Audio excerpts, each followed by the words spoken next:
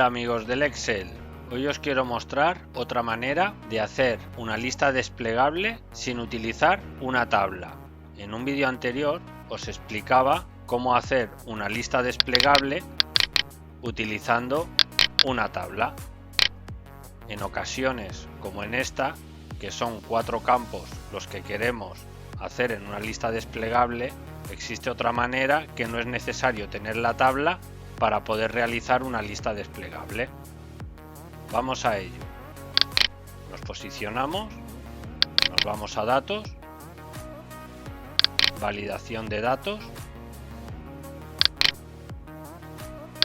en una lista, y ahora aquí, en lugar de poner el rango de donde está la tabla, lo que hacemos es escribir literalmente los campos que queremos que salgan en nuestra lista desplegable. Operador, punto y coma, espacio, jefe de equipo, punto y coma, espacio, administración, punto y coma, y recursos humanos.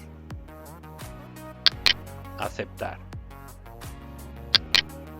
Y ahora ya tenemos nuestra lista desplegable sin utilizar una tabla. La copiamos y podemos ir pegando nuestros nombres. Bueno, espero se hayan resuelto tus dudas. Si te ha gustado, dale a like, comparte y suscríbete para más vídeos como este.